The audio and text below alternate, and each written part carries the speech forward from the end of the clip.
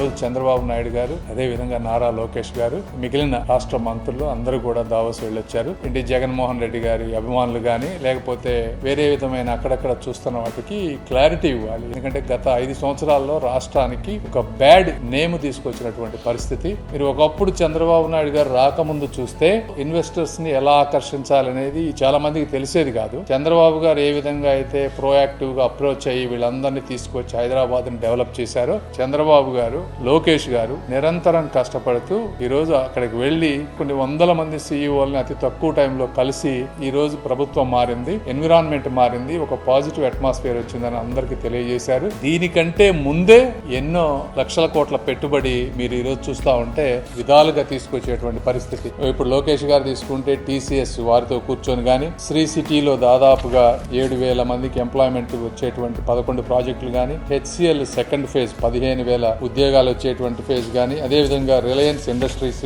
Arsenal Mittal ఇవి గాని, ఇట్లా దాదాపు 49 కంపెనీలతోటి విత్ ఇన్ 7.5 months లో చేయటం. టూరిజం కి వచ్చేటప్పటికి 6 మేజర్ ప్రాజెక్ట్స్. గత 5 సంవత్సరాల్లో మీరు చూస్తే అసలు వీళ్ళు వెళ్ళిన పరిస్థితి లేదు. వెళ్ళినా వీళ్ళకి ఏం మాట్లాడాలో తెలియదు, ఎలా మాట్లాడాలో తెలియదు. ఎలాంటి పరిస్థితి నుంచి ఈ రోజున ఒక కంప్లీట్ గా పాజిటివ్ అట్మాస్ఫియర్ తీసుకొచ్చారు.